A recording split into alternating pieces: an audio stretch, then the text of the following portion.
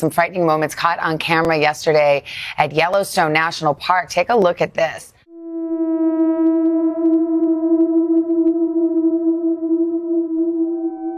This is one of the terrestrial lasers.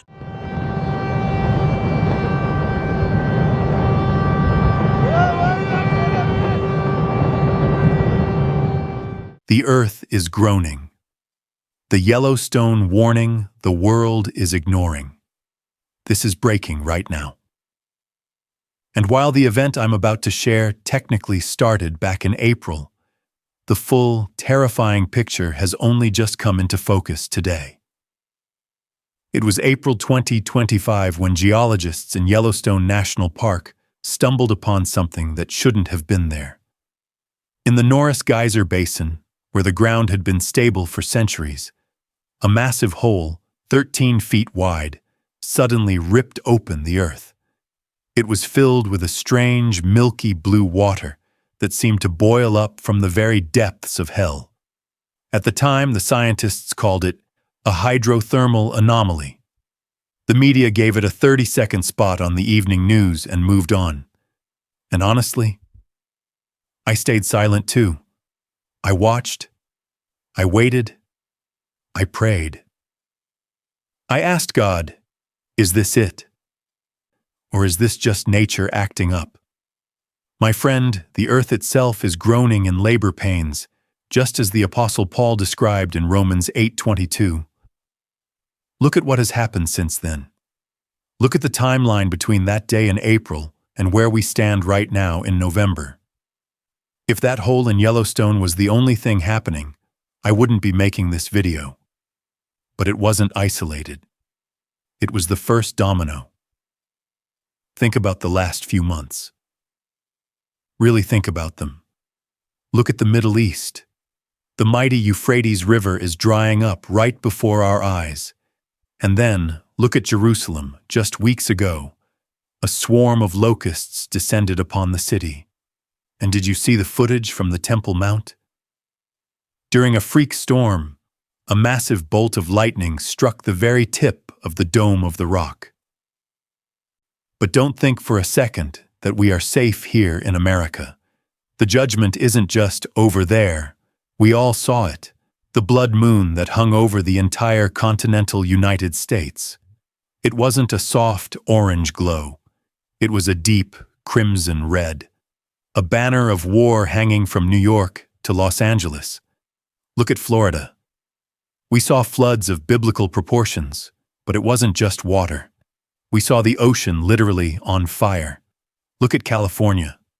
The wildfires this year didn't just burn. They moved with intelligence, consuming towns while leaving churches standing amidst the ash. And in the midst of these disasters, strange artifacts are surfacing. In the dried-up beds of the Mississippi, shipwrecks are appearing. In the eroded cliffs of the Grand Canyon, forbidden archaeology is being whispered about again. Luke 21:25 tells us, "And there shall be signs in the sun, and in the moon, and in the stars, and upon the earth distress of nations." The Euphrates is dry. Jerusalem is trembling. America is bleeding under a crimson moon.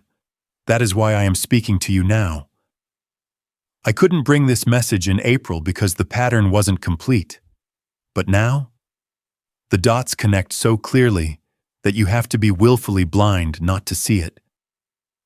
The anomaly in Yellowstone wasn't just a geological glitch. It was a birth pang joined by a chorus of screaming signs from every corner of the globe. The mainstream media is ignoring this.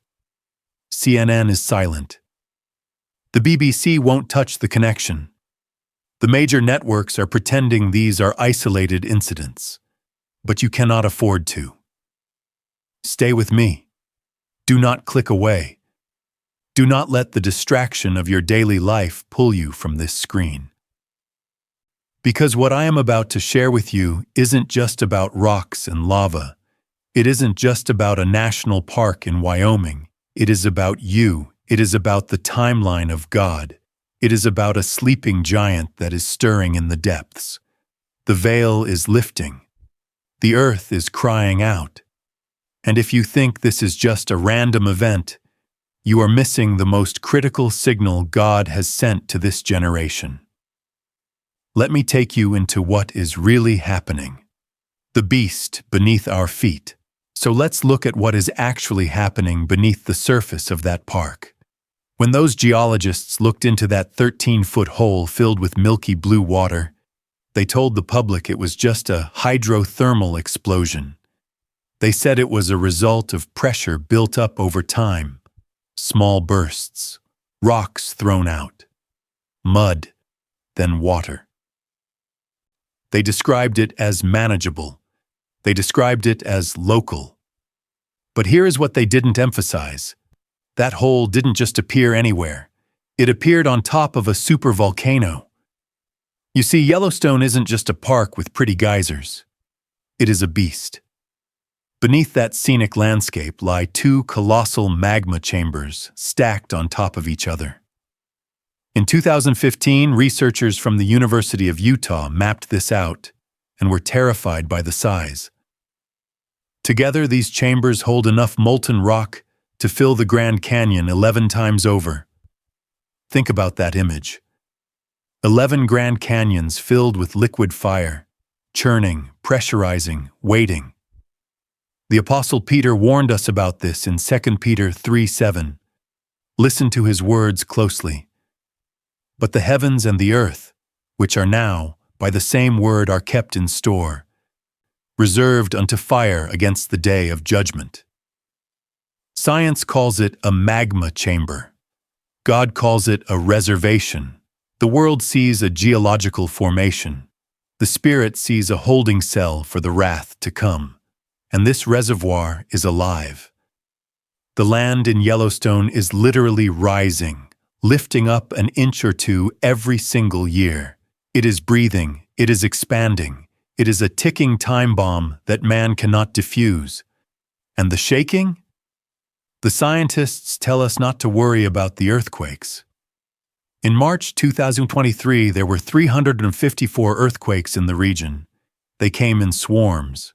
The experts say, volcanoes don't stick to a schedule. They say peace and safety. But Jesus told us exactly what this shaking means. In Matthew 24:8, he called them birth pains.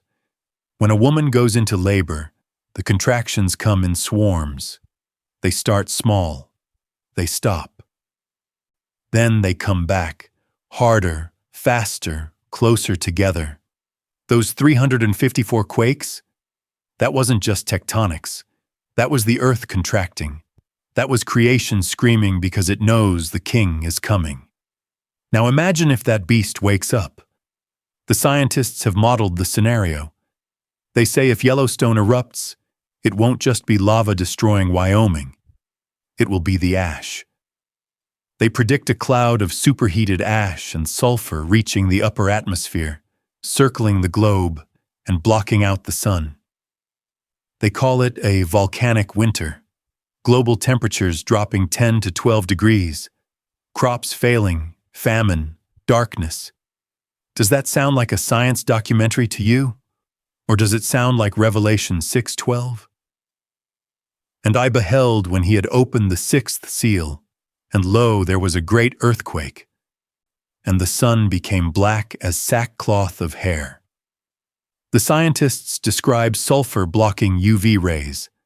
The Bible describes judgment blocking the light. The outcome is the same. A world plunged into darkness because it refused the light of the world. The global convergence. But listen to me closely now. If Yellowstone were the only sign, maybe we could dismiss it. Maybe we could sleep at night. But God never gives just one witness. Deuteronomy 19:15 says, "At the mouth of two witnesses, or at the mouth of three witnesses, shall the matter be established." Yellowstone is just one witness. Now let me take you back to the other witnesses I mentioned earlier. Let me show you the convergence. Witness number 2, the Middle East. I told you the Euphrates is drying up. This isn't just climate change, my friend. This is Revelation 16:12. And the sixth angel poured out his vial upon the great river Euphrates, and the water thereof was dried up, that the way of the kings of the east might be prepared. For the first time in history, we are seeing the literal fulfillment of this verse. And as the water recedes, ancient pagan structures are rising from the mud. Demonic prisons that have been submerged for millennia are being exposed. The path is being paved. Witness number 3, Jerusalem, the center of the world. I mentioned the lightning strike on the Dome of the Rock, but did you hear about the Mount of Olives? Reports are coming out of Jerusalem from residents living on the ridge. They are seeing fractures, not from construction, not from erosion. Zechariah 14:4 prophesies, "And his feet shall stand in that day upon the Mount of Olives, and the Mount of Olives shall cleave in the midst thereof toward the east and toward the west." The mountain is literally cracking open, preparing for the feet of Jesus to touch down. The physical earth is getting ready to split to welcome its master. Witness number 4, the signs in the heavens. We saw the blood moon over America, deep, crimson, unnatural. Joel 2:31. The sun shall be turned into darkness, and the moon into blood, before the great and the terrible day of the Lord come. Why America? Why now? Look at the floods in Florida, fire on the ocean. Look at the fires in California, intelligence in the flames. Nature is acting contrary to its own laws. Chaos is reigning. Do you see the pattern? The earth is opening in Yellowstone. The earth. The Euphrates is drying, the water. The moon is turning to blood, the heavens. The Mount of Olives is cracking, the Holy Land. This is not a coincidence. This is a countdown. The scientists are looking for a physical date for an eruption, but God is showing us a spiritual timeline for His return. The peace and safety they are promising you is a lie. The birth pains are not coming. They are here. The contractions are getting closer together. And this leads us to the most terrifying and hopeful question of all. If the stage is set, if the actors are in place, if the earth is groaning and the heavens are signaling, what does that mean for you? Now I know what some of you are thinking right now. You are sitting there, maybe holding your phone, maybe watching this on your computer. You see the facts. You see the hole in Yellowstone. You see the drying river. You see the blood moon. But there is a voice in the back of your head whispering, "It's okay. You have time. This is just nature. Don't be dramatic." That voice, that is the most dangerous sound in the universe, because that is the spirit of slumber. Jesus warned us about this specific moment in history. In Matthew 24:38, he said, "For as in the days that were before the flood, they were eating and drinking, marrying and giving in marriage, until the day that Noah entered into the ark." Think about that. Eating and drinking. Right up until the rain started falling, life looked normal. The markets were open, the schools were full, people were planning weddings, people were buying houses. They looked at Noah building the ark and they laughed. They looked at the signs in the sky and they shrugged. They thought they had tomorrow. They thought they had next year. Until the flood came and took them all away. My friend, look at the world today. Yellowstone is groaning, the Middle East is burning, the heavens are screaming, and yet, people are scrolling through TikTok. They are arguing about politics. They are obsessed with celebrities. They are planning their 5-year goals on a planet that might not have 5 years left. The world is sleepwalking off a cliff, and the Bible told us this would happen too. 2 Peter 3:3 says, There shall come in the last days scoffers, walking after their own lusts and saying, "Where is the promise of his coming?" The fact that people are mocking this video, the fact that the media is ignoring these signs, that isn't proof that we are wrong. That is the final sign that we are right.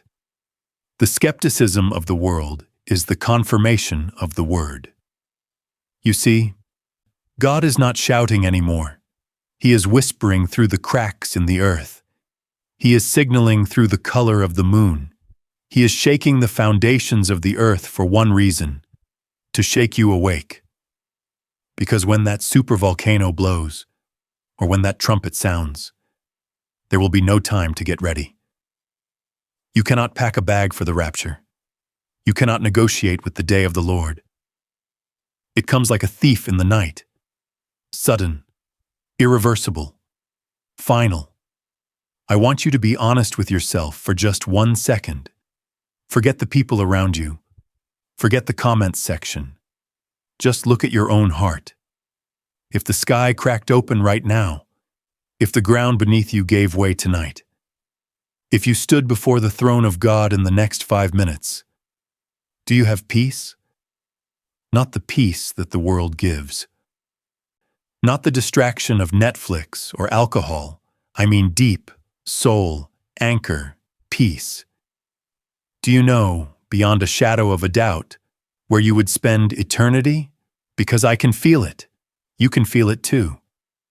The atmosphere is shifting. The sand in the hourglass is running out. The birth pains are almost over, and the delivery is about to begin. The earth is ready. The heavens are ready. The King is ready. The only one who isn't ready might be you. So here we are. November 24th, 2025. The scientists are watching the seismographs. The world is watching the news. But I am asking you to look at the cross. You see, God didn't send these signs to terrify you. He sent them to invite you. Every tremor in Yellowstone is God shaking your shoulder, saying, "Wake up, my child. It's time to come home." Every crack in the Mount of Olives is God preparing a way for the King to reach you. You cannot stop a supervolcano. You cannot plug a magma chamber. You cannot fight the tectonic plates. But you can stand on the only rock that cannot be shaken: Jesus Christ. The Bible tells us in Psalm 46:2, "Therefore will not we fear, though the earth be removed, and though the mountains be carried into the midst of the sea." Why? How can we not fear when mountains are falling into the sea? Because God is our refuge. I want you to understand this picture. Yellowstone is the flood of fire. The world is the house built on sand. But Jesus is the ark. When the flood came in Noah's day, there was only one safe place: inside the ark. When the fire comes in the last days, there is only one safe place: in Christ. It doesn't matter how good you are. It doesn't matter how much money you have in the bank. It doesn't matter if you have a bunker in New Zealand. If you are not in Christ, you are standing on ground that is about to give way. So I am pleading with you right now, not as a pastor, not as a content creator, but as a brother who sees the storm on the horizon. Get in the ark. If you have been running from God, stop running. The ground is running out.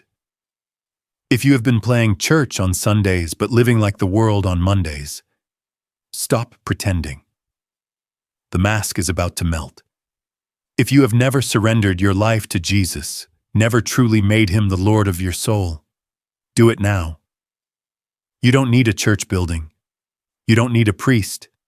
You have this moment, right here, right now. I want you to close your eyes, shut out the world. Forget the phone in your hand, and I want you to pray with me, not with your lips, but with your brokenness. Say this: Lord Jesus, I see the signs. I hear the warning. If you prayed that prayer, really prayed it, Then let the earth shake. Let the volcanoes roar. Let the moon turn to blood. Because you are safe. You are held. You are his. But listen to me. The time is short.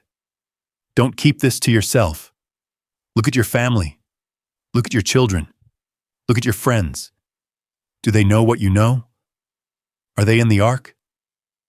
Ezekiel 33 warns us that if the watchman sees the sword coming and does not blow the trumpet, the blood is on his hands. You are the watchman now.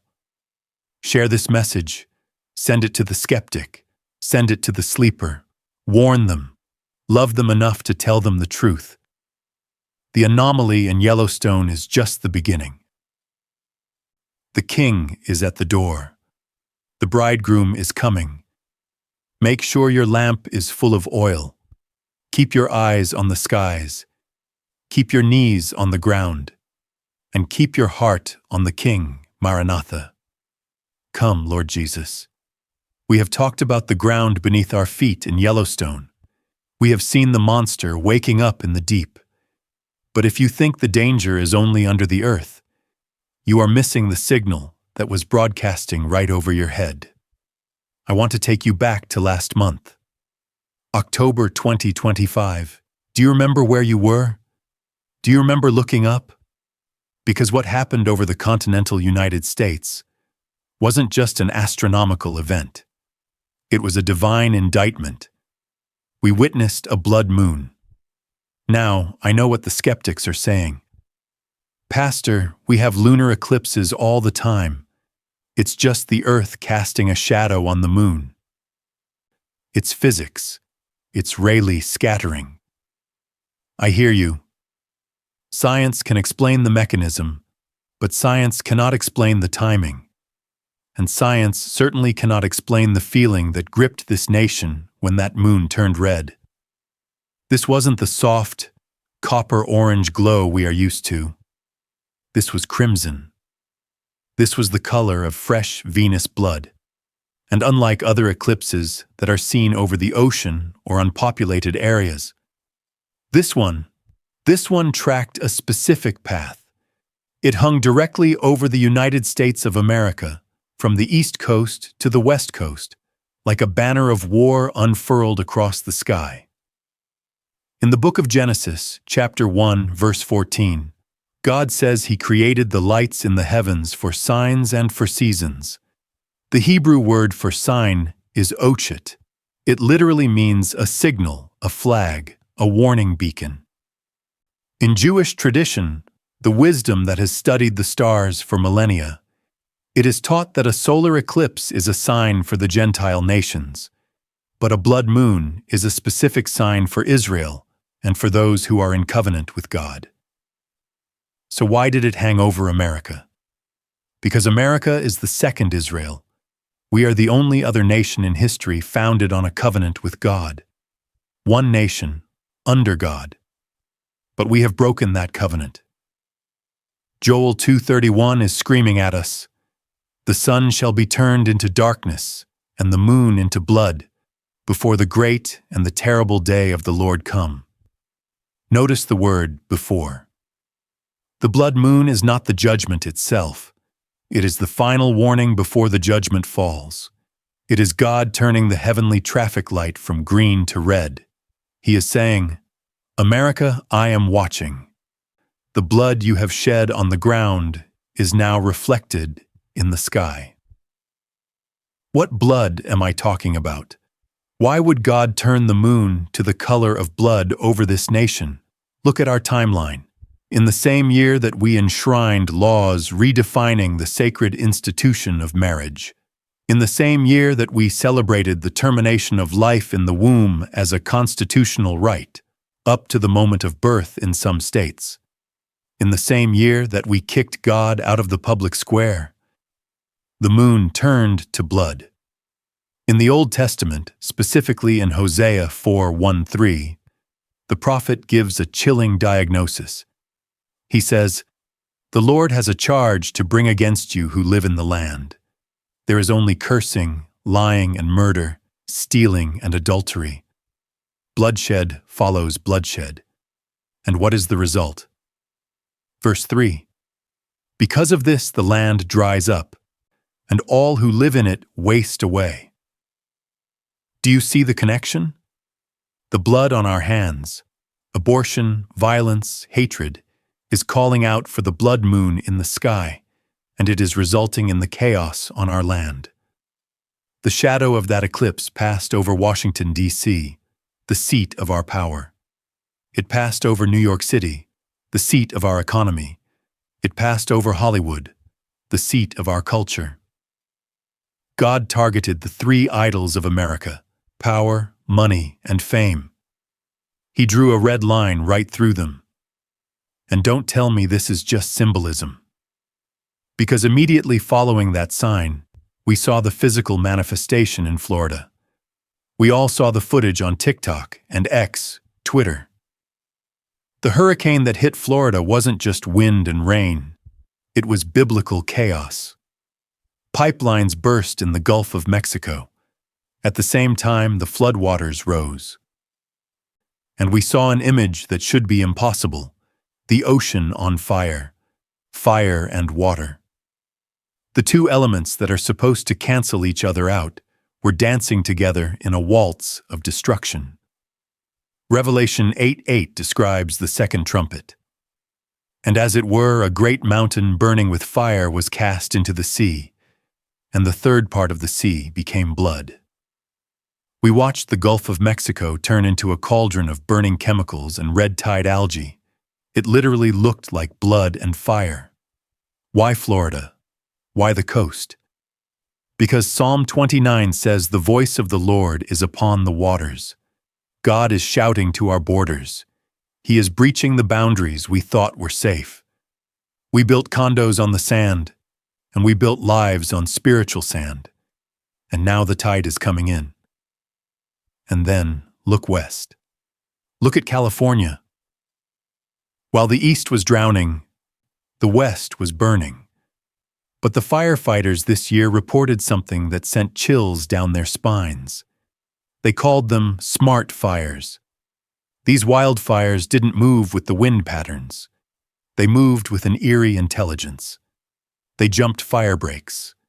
They consumed specific neighborhoods while leaving others untouched.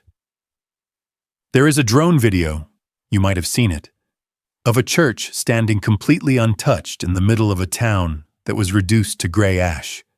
Everything around it, gone. The church, white, pristine, not even soot on the steeple. Why? Because God is making a distinction. Malachi 3:18. Then shall ye return and discern between the righteous and the wicked, between him that serveth God and him that serveth him not. The judgment on California is a judgment on a culture that has mocked God. But the preservation of that church is a promise to the remnant. God is saying, I can keep you in the fire. I can protect you in the flood.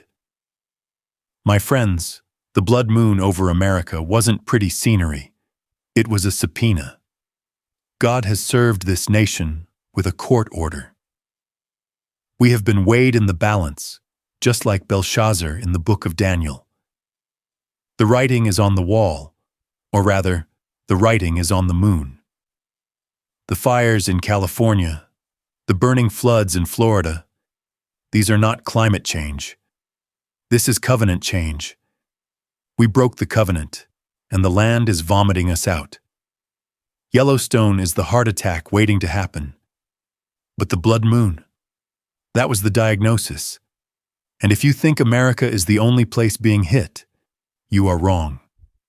Because while America was looking up at a red moon, the Middle East was looking down at a drying river, and what they found in the mud changes everything. We have looked at the sky over America. We have seen the red warning light, but while the West was looking up, the East has been looking down. And what is happening in the cradle of civilization is not just a warning, it is a preparation. I want you to take out your phone map, scroll over to the Middle East, find Iraq, find Syria, look for the massive blue line that has defined human history for thousands of years, the Euphrates River. It was there in the beginning, in Genesis 2, flowing out of the Garden of Eden, and it is there in the end, in Revelation, marking the location of the final war. But if you go there today, in November 2025, you won't find a mighty rushing river. You will find a graveyard. You will find cracked earth. You will find dust where there used to be deep water. You will find fishermen walking on dry land in the middle of the riverbed. The Euphrates is dying, and as it takes its last breath, it is whispering a prophecy that should terrify every single person who is not covered by the blood of Jesus. For centuries, skeptics mocked the Bible. They read Revelation 16:12 and laughed. Let's read it together. And the sixth angel poured out his vial upon the great river Euphrates, and the water thereof was dried up, that the way of the kings of the east might be prepared. The critics said, "Impossible. That river is too big. It's too deep. It feeds millions of people. It will never run dry." Well, who is laughing now? Because right now, government reports are calling it a water crisis. They blame dams in Turkey. They blame climate change. They blame mismanagement. But we know better. God is literally evaporating the water to pave a highway for war. The kings of the East. Look at the geopolitical stage today. Look at the rise of the Eastern superpowers. They are mobilizing. Their armies are growing. And the only physical barrier that historically separated the East from Israel is gone. God has removed the speed bump. The highway is open. The tanks can roll. The prophecy isn't coming soon. It is here. But if you think this is just about military tanks crossing a dry riverbed, you are missing the much darker, spiritual reality. Because the Euphrates isn't just a border for humans. It is a prison for demons. Turn back to Revelation 9:14. This is the verse that keeps me up at night. It says, "Loose the 4 angels which are bound in the great river Euphrates." Bound. Chained. Locked up. These are not holy angels. Holy angels don't need to be bound. These are fallen entities. These are ancient, high-ranking principalities that were so wicked, so destructive, that God didn't just cast them out. He locked them up beneath the rushing waters of that specific river. For thousands of years, the weight of that water has served as a spiritual seal. But now, the water is gone. The seal is breaking. And this leads me to the reports that the mainstream media refuses to touch. As the river receded this year, it didn't just reveal mud. Archaeologists rushed in. They found ancient cities. They found a 3,400-year-old palace from the Mitanni Empire. But then, the reports went silent. There are whispers coming out of the region, leaked by workers on the ground, about caves that were uncovered deep in the riverbed. Caves that don't look like human dwellings. They talk about strange symbols carved into the rock that predate known languages. They talk about a humming sound coming from these dry caverns, a low-frequency vibration that causes sickness and dread in anyone who gets too close. Some locals have reported hearing voices, not from the wind, but from the ground, screams, chanting, "Loose us! Loose us!" Is it a coincidence that as the water dries up, the spiritual darkness in the world seems to be spiking? Is it a coincidence that violence, madness, and occultism are exploding globally at the exact same moment the prison door of the Euphrates is opening? We are not just watching a drought. We are watching a jailbreak. The Apostle Paul talks about the restrainer in 2 Thessalonians, the force that holds back the full tide of evil. For centuries, God has used nature to restrain evil. He used the water to bind the fallen angels. He used the oceans to separate nations. But now, He is lifting His hand. He is drying the river. He is allowing the fire in Yellowstone. He is cracking the Mount of Olives. Why? Because the time of the Gentiles is finishing. God is removing the barriers so that the final confrontation can take place. He is allowing the enemy to gather his forces for one reason: to defeat them once and for all. But for you and me, for the inhabitants of the earth, this means we are entering a time of unprecedented spiritual danger. The kings of the East are preparing for physical war. The angels of the Euphrates are preparing for spiritual war. And they are both heading to the same place.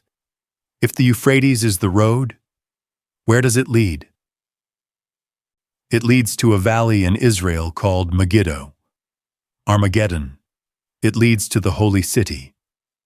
And that brings us to our next witness, because while the river is drying in Babylon, the stones are crying out in Jerusalem. If you thought the humming caves of the Euphrates were scary, wait until I tell you what just happened on the Temple Mount. Wait until you hear about the crack in the mountain that shouldn't be there. The stage is set in the east, but the drama is unfolding in Zion. If the Euphrates River is the highway, then we have to ask, where does that road lead? Every road in prophecy, every sign in the heavens, and every tremor in the earth points to one single geographical coordinate: Jerusalem. Ezekiel 5:5 calls it the center of the nations. Zechariah 12:3 calls it a cup of trembling and a burdensome stone. My friends, you cannot understand Yellowstone, and you cannot understand the blood moon over America if you don't look at Zion.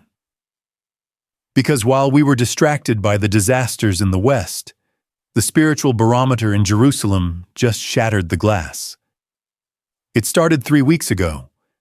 Residents in Jerusalem woke up to a sound that sounded like a million tiny helicopters, a buzzing, clicking drone that drowned out the traffic. They looked out their windows, and the sky, the bright Middle Eastern sun, was gone. It was locusts, millions of them, swarming the Western Wall, covering the Knesset, darkening the city of David. Now the news called it a seasonal migration gone wrong. They blamed wind patterns from Africa.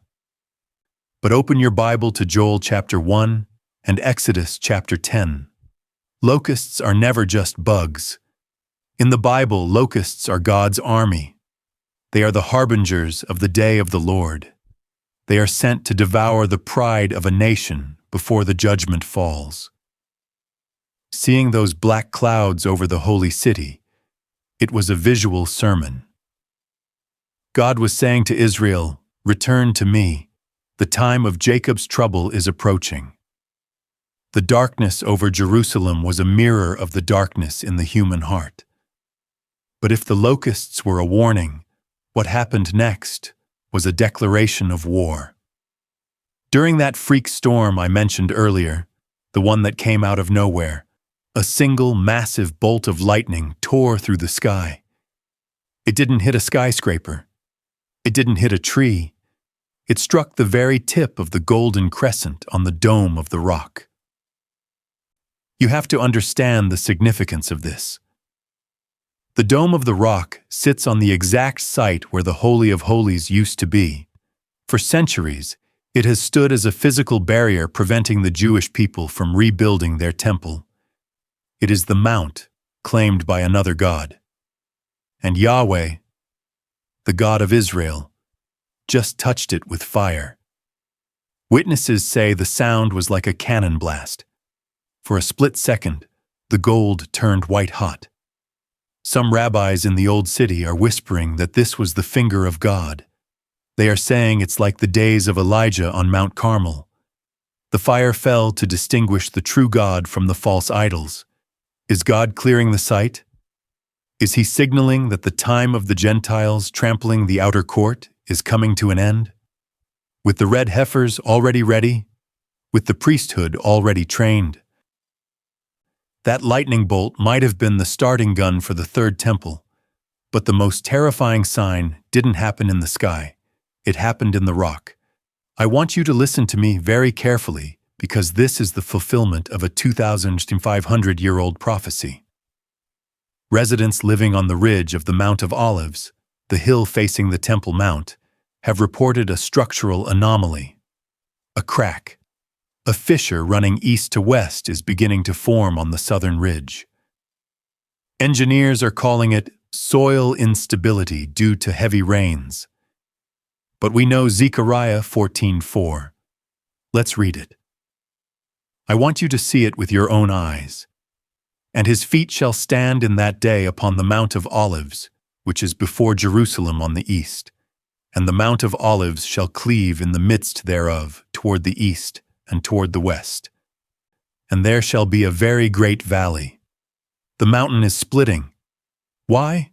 Because the mountain knows the feet of the king are hovering just above it.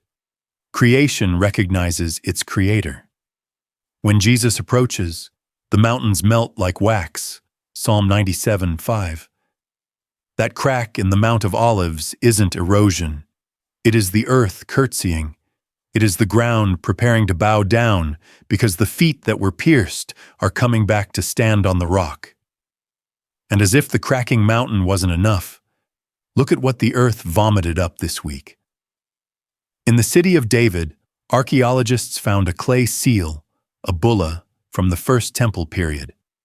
It had a name on it, a biblical name. Just as the world is trying to divide Jerusalem, just as the UN passes resolutions saying the Jews have no history there, the land itself screams out the truth. Jesus said in Luke 19:40, I tell you that, if these should hold their peace, the stones would immediately cry out. The politicians are lying, the media is spinning, but the stones? The stones are telling the truth. They are crying out, this belongs to Yahweh. The king is coming back to this spot. Do you see the picture? In the West, USA, we have the blood moon, judgment. In the East, Euphrates, we have the dried river, preparation. In the center, Jerusalem, we have the lightning and the crack, arrival. The locusts have darkened the sun. The fire has touched the dome. The mountain is splitting. The stage isn't just set, my friends. The curtain is rising.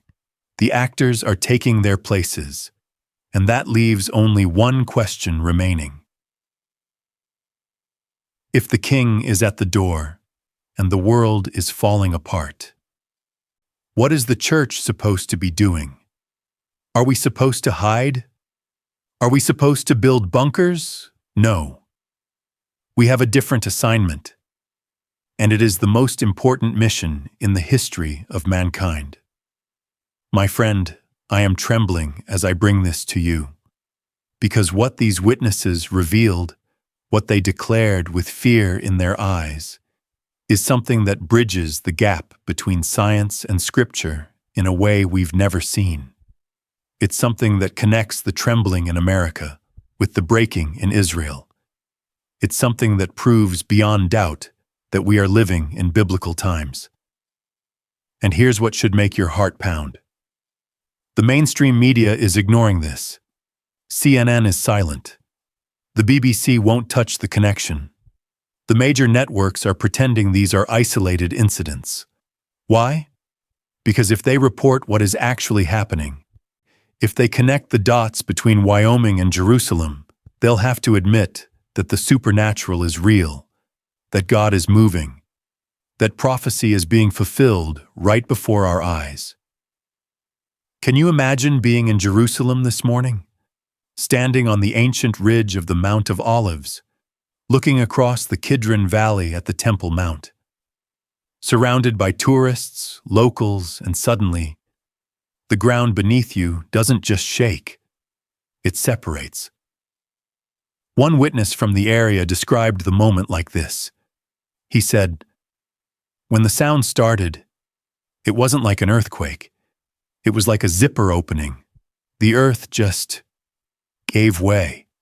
And when we looked into the fissure, the silence that fell over the crowd was unlike anything I've ever heard. People weren't screaming. They were praying. It was like the mountain was bowing down." A Christian pilgrim from America said through tears, "I've been reading Zechariah 14 my whole life. I know the verse. And today, watching that crack form, watching the earth cleave toward the east and west, I witnessed the beginning of something I thought I'd never see. The king's path is being prepared." An Israeli engineer, someone who monitors soil stability in Jerusalem regularly, said, "I've surveyed this ridge for 20 years. I've seen erosion. I've seen settle. But what happened this morning was different. Something shifted deep in the bedrock. You could feel it in the atmosphere. This wasn't just geology. This was intentional." But here's what you need to understand before I tell you exactly what this crack means. Before I reveal why this fissure matters so monumentally, you need to understand the sequence. You need to grasp that this event in Jerusalem is not an accident. This crack is not some random geological fluke. It is the culmination of a pattern. It is the exclamation point on a sentence that God began writing months ago. Stay with me. Don't click away. Don't get distracted, because what I'm about to share with you will give you insight that most of the world doesn't have. It will open your eyes to see what God is orchestrating, and it will change how you pray, how you watch, how you live every day until Jesus returns. Let me take you into what led to this moment. Let me paint you the full picture so you understand not just what happened in Jerusalem today, but what started this chain reaction. Because this didn't happen in isolation. This is part of a sequence, part of a divine pattern, part of a prophetic progression that has been building since April. 7 months ago, something unusual was discovered on the other side of the world, in Yellowstone National Park. During routine checks in the Norris Geyser Basin, geologists stumbled upon something that shouldn't have been there. Where the ground used to be solid, a massive hole, 13 feet wide, had ripped open the earth. It was filled with strange, milky blue water. At the time, they called it an anomaly. But looking back now, we see it was the first domino. That hole wasn't just a pit. It was a pressure valve. The scientists were speechless because their sensors didn't pick it up. It defied their models. And the timing, my friend, that's what changed everything. That hole appeared exactly as the world began to spiral into chaos. It was the earth groaning. It was the birth pangs beginning in the West. But the discovery in Yellowstone wasn't the only sign. That was just the beginning. That was God setting the stage. That was the first piece of the puzzle. Because what happened next is what connects the supervolcano to the holy city. Months later, look at the Middle East, the Euphrates River. Reports began flooding in, not of water, but of emptiness. The great river, the cradle of civilization, dried up right before our eyes. And what was found in the mud left archaeologists trembling. Caves, ancient structures, the physical barrier between the East and the West, gone. Revelation 16:12. The water thereof was dried up, that the way of the kings of the East might be prepared. And then, just weeks ago, the sky over America turned blood red. Millions of people walked outside and saw the blood moon. It wasn't a trick of the light. It wasn't a filter. It was a banner of judgment hanging over the nations. Do you see the pattern? The earth opens in Yellowstone. The river dries in Babylon. The moon bleeds over America. And now, today, the Mount of Olives cracks in Jerusalem. One Bible scholar who has studied prophecy for 40 years said, "I know these signs. I've taught them thousands of times. But seeing them converge like this, seeing the physical earth respond in Wyoming, in Iraq, and now in Zion simultaneously, it's not just likely anymore. It is undeniable." This is what caused the witnesses in Jerusalem to fall to their knees this morning. It wasn't just a crack in the rock. It was the realization that the King is coming. Zechariah 14:4 says, "And his feet shall stand in that day upon the Mount of Olives, and the Mount of Olives shall cleave." If you sense that God brought you to this video right now, if you feel that you need to understand what's happening in the world at this moment, I need you to stop and subscribe to this channel immediately. Turn on all notifications because what's unfolding is accelerating rapidly. Prophetic events are happening daily. Signs are multiplying exponentially. And if you're not subscribed, if you're not connected, you will miss critical revelation. Let me tell you what this convergence means. Let me reveal what connects the magma in Yellowstone to the fissure in Jerusalem. Because this is where ancient prophecy and modern reality collide. God is shouting. He shouted through the hole in Wyoming. The earth is shaking. He shouted through the drying Euphrates. The way is prepared. He shouted through the blood moon. The judgment is set. And now, he is whispering through the crack in Jerusalem. I am at the door. My brothers and sisters, I stand before you today not just as a content creator, but as a watchman on the wall. For years, we have spoken about the end times. For decades, we have studied the charts. But I tell you now with certainty, with conviction, with tears of trembling joy, we are no longer looking for the signs. We are living in them. When the witnesses in Jerusalem saw that crack, they didn't run away. They fell down. They recognized that the physical world is bowing to a spiritual reality. And if the rocks are crying out, if the mountains are splitting, if the rivers are drying, what should we be doing? If you are watching this, and you feel that shaking in your own spirit, not fear, but an awakening, that is the Holy Spirit. God is waking up His bride. The media won't tell you this. The world wants you to sleep. They want you to worry about politics and interest rates. But the earth knows. The rocks know. And Jesus said, "When these things begin to come to pass, then look up and lift up your heads, for your redemption draweth nigh." Look up. Don't look at the disaster. Look at the deliverer. Don't look at the crack in the ground. Look at the King in the clouds. But the crack in the Mount of Olives was just the visible wound. What happened next went deeper. Just hours after that fissure appeared, something shifted in the atmosphere of the old city. There was an energy, a heavy presence, something that defied natural reasoning. Scientists were rushed to the Western Wall, the Kotel. They set up seismographs. They tested for underground water movement from the drying Euphrates. They looked for aftershocks from the crack in the mountain. And they found something that made their blood run cold. The stones of the Western Wall were vibrating. But listen to me. They weren't vibrating from an earthquake. They weren't vibrating from traffic. The vibration was coming from within the stones themselves, from the molecular level. It was as if the ancient limestone was resonating with a frequency that shouldn't exist in physics.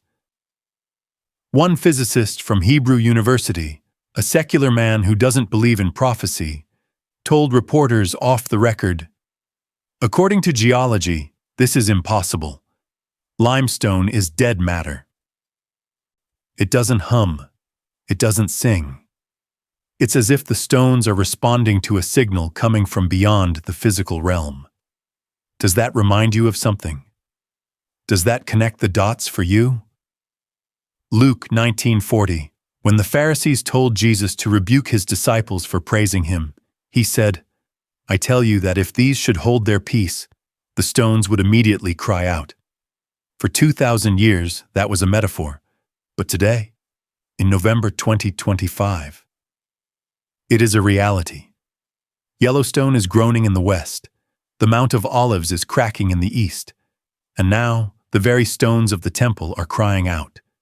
Creation is bearing witness that its master is approaching.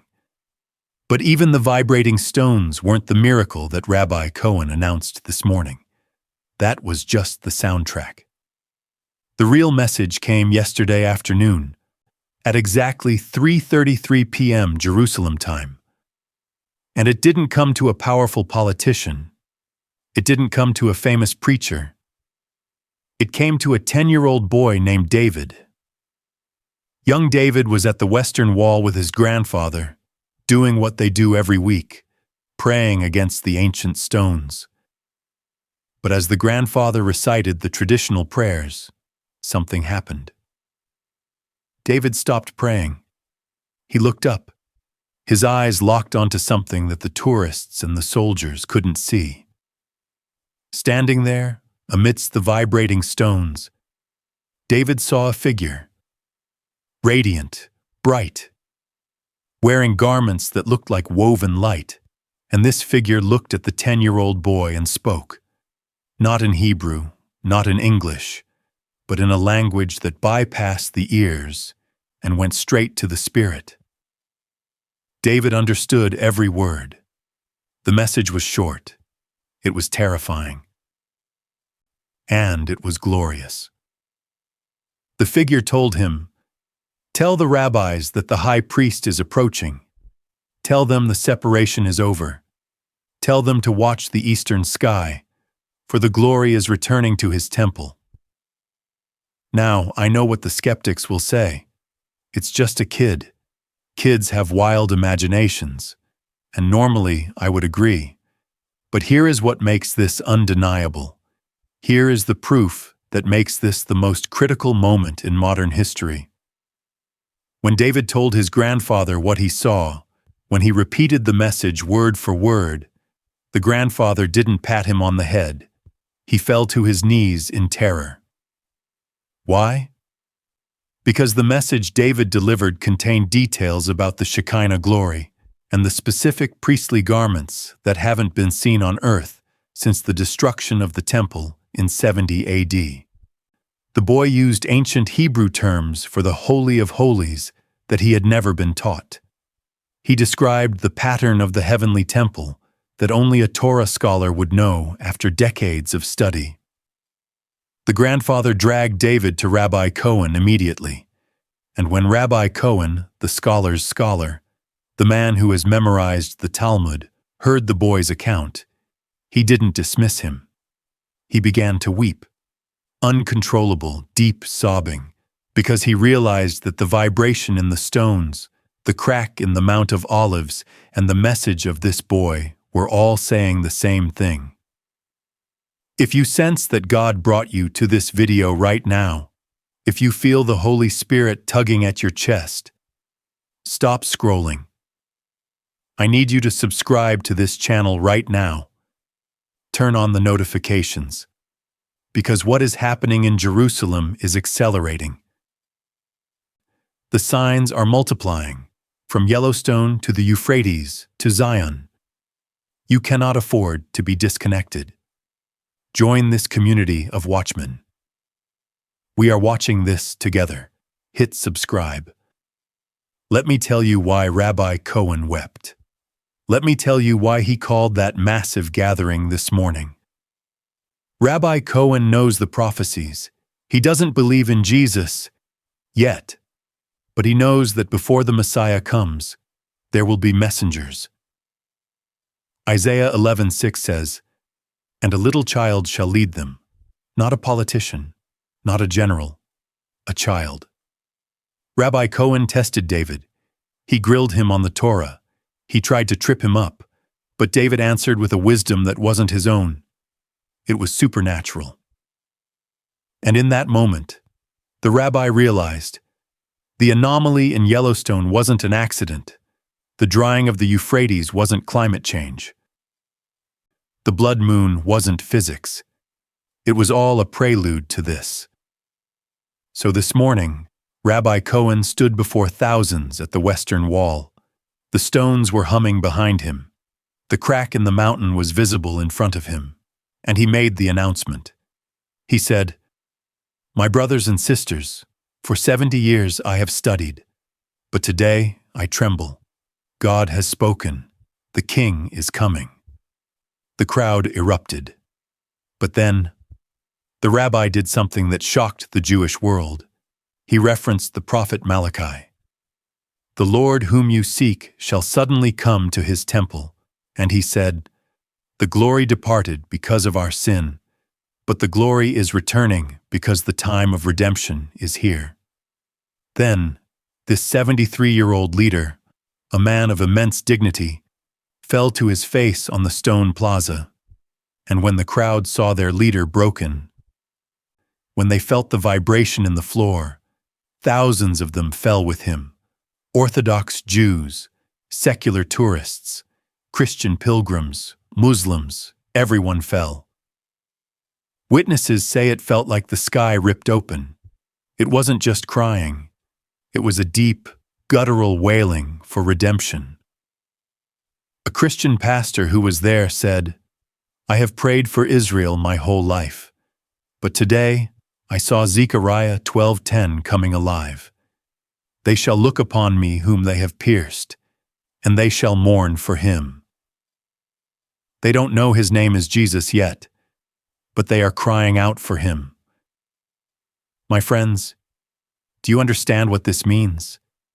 If the Jewish people are falling on their knees in Jerusalem, if the stones are crying out because the King is near, if the earth in Yellowstone is groaning, why are you still standing? Why are you still living as if you have 50 years left? Romans 11 says that when Israel begins to wake up, it means the fullness of the Gentiles is almost over. The door is closing. The ark is leaving the dock. We are witnessing the convergence. The signs are no longer separate. They are singing in harmony. And the song they are singing is "The King is Coming." In the first half of November alone, unusual events have been shaking every corners of the Yellowstone National Park. The Old Faithful geyser in Yellowstone, normally predictable in its 90-minute intervals, has erupted unexpectedly, sending towering plumes of steam and hot water high into the sky. Meanwhile, the usually stable Lamar Valley has experienced tremors that geologists say are virtually unheard of in this region. Adding to the mystery, Yellowstone Lake itself has been shrinking, its waters receding in ways that defy normal seasonal patterns, leaving shores exposed that have not seen daylight in decades. Many envisioned fire raining from the heavens or nations collapsing in an instant. But what if it begins quietly? The most puzzling event, however, is a silent force sweeping across the land, seemingly defying time and space. From Yellowstone to Glacier, a massive animal exodus is underway, with creatures vanishing and environments changing too fast for science to keep up. Amid these unusual occurrences, whispers of something even more profound have begun to circulate. Visitors and rangers alike have captured fleeting glimpses and recorded strange sounds that defy easy explanation. And though no one can yet fully understand what lies beneath, there are hints of a phenomenon centuries in the making, quietly waiting, poised to awaken beneath Yellowstone's ancient crust. A mystery that could redefine everything we know about this iconic land and the forces at work within it. Are we looking at random natural anomalies, Or are these the prophetic warnings Jesus once spoke of? Stick around as we investigate the truth behind these strange events. And trust me, you won't want to miss what we find. Now, all eyes turn to Yellowstone National Park, where the very ground beneath our feet whispers of forces beyond comprehension. Strange formations in the sky, unusual movements in the geysers, and fleeting apparitions over the caldera have captured attention and stirred profound wonder. To some, these signs bear the unmistakable hallmarks of divine orchestration, modern echoes of the awe-inspiring wonders recorded in sacred scriptures. Believers watch closely, hearts filled with hope and anticipation, sensing that the hand of God may be stirring even here, in this ancient land of fire and stone. Throughout biblical history, cosmic and earthly phenomena have marked pivotal moments in humanity's spiritual journey. The star that guided the wise men to the Messiah's birth, the pillar of fire that led the Israelites through the wilderness. These were no coincidences, but manifestations of a divine plan shaping the grandest of narratives. And now, the faithful must prepare their hearts, for the earth itself bears the signs of judgment yet to unfold. Flames, upheaval, and unholy forces may rise, shaking the foundations of nations, scorching the lands, and testing the souls of all who dwell upon it. But an event centuries ago lies beneath Yellowstone and remains shrouded. In this land of breathtaking beauty, it seems to be at the very heart of God's final plan. As you may know, Yellowstone National Park is home to a diverse range of ecosystems, from lush valleys to geothermal areas, supporting countless species of wildlife. Recently, scientists and visitors have observed unusual animal migrations, with some species vanishing without a trace, while others move in patterns that defy historical expectations. These shifts are happening faster than researchers can document, challenging our understanding of ecological balance. Environmental factors in Yellowstone seem to be playing a significant role. Changes in water levels, temperature fluctuations, and the geothermal activity of geysers like Old Faithful are altering habitats, influencing where animals forage, breed, and migrate. Even areas long considered stable, such as Lamar Valley, have shown unexpected tremors and subtle geological shifts, further affecting animal behavior and ecosystem dynamics. The combined impact of these changes is transforming Yellowstone's landscape in ways that are still largely mysterious.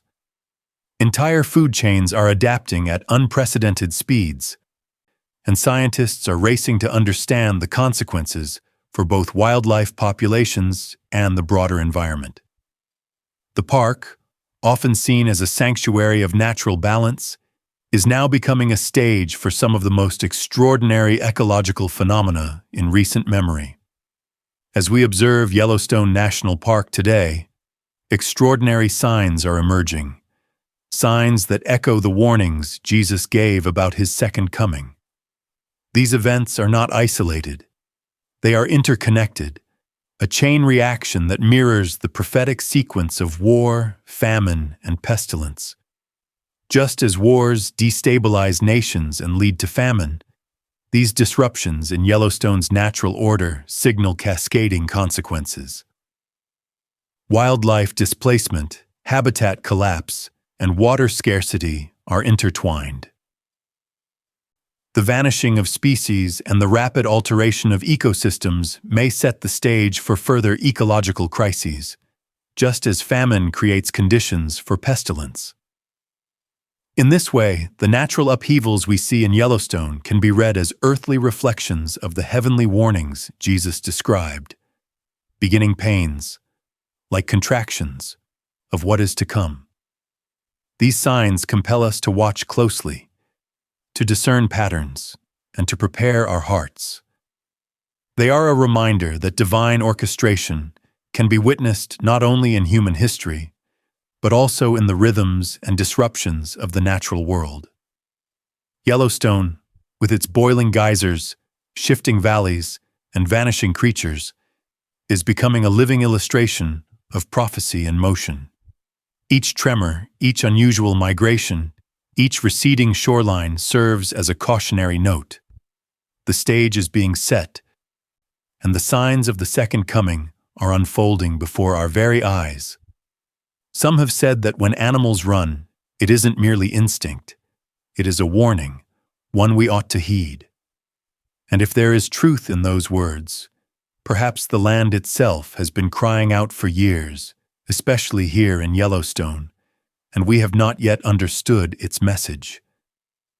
It began discreetly, late winter a few years back. Rangers in the Lamar Valley noticed something odd.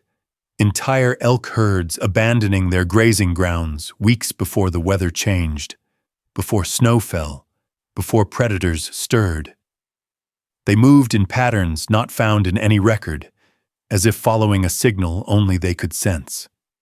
Initially, officials dismissed it, perhaps a momentary oddity, possibly a quirk of shifting seasons. But when it recurred, growing each year, it became clear. This was no anomaly. Soon, other parks from Glacier in Montana to deep stretches of Denali in Alaska witnessed their own strange departures. Caribou and grizzly bears began turning up far beyond their known ranges, drawn or driven by something unseen. By the time researchers launched a region-wide migration study, the story that emerged from the satellite collars and observation drones was not one of migration, but of perplexity and unrest. Some herds wandered in great circles, crossing hundreds of miles, only to return to where they began. Others simply vanished, their tracking signals disappearing as if wiped away. In several valleys, elk gathered in odd clusters where there was neither water nor food, no clear reason at all. Explanations rooted in climate failed. Weather patterns had not shifted enough, nor fast enough, to account for the scale or strangeness of what was happening. In those same zones where the herds vanished, rangers and scientists began detecting faint vibrations, low-frequency pulses occurring every 64 seconds. These were no ordinary earthquakes. Though sensitive seismic instruments recorded the pulses as though tremors shook the earth in the Lamar Valley, the land itself did not move, nor did the air shudder. With alarm growing, ground-penetrating radar was deployed. What it found raised more questions than answers. Moving regions of blank data shifting under the earth. Areas not composed of water, magma, or solid rock, but something with no known signature at all. At the same time, geysers like the fabled Old Faithful erupted with behaviors that could not simply be traced to reservoirs of water or underground magma flows. It was as if something else, utterly unfamiliar to science, was stirring below. As months passed, the pattern only deepened. Entire colonies of animals failed to return. Trail cameras in active zones recorded nothing at all. No less movement, just an eerie, total absence of life. In Denali, rangers reported the sound of distant nighttime stampedes, only to find no tracks at dawn. In Yellowstone, a photographer reported what he called breathing rocks, though the file he tried to record was corrupted, as if the earth itself erased the evidence. In places where animals gathered in unnatural numbers, navigation became unreliable. Compasses spun, radios failed, hikers suffered sudden headaches and a strange metallic taste. One research team cut their trip short after feeling a vibration in their chests that grew the longer they remained still. Eventually, the network monitoring these animals faced the inexplicable. Of 107 tagged herds across Yellowstone, Glacier, and Denali, nearly half ceased transmitting within weeks. Not vanished all at once, but sequentially, in a perfectly straight line across the map, as though pursued by an invisible wave. What were the animals fleeing? Climate change? Subterranean shifts? Or something else that science has not yet imagined? No one knows, truly. Perhaps it is not the weather nor the wind that sends the herds running. Maybe it is the land itself that changes. And if animals sense what we cannot, then Yellowstone's message is one of both mystery and warning. And if we are wise, we will listen. My friends, I urge you to listen closely, for what I am about to describe is not mere coincidence. It is a call, a warning, and a sign of the times.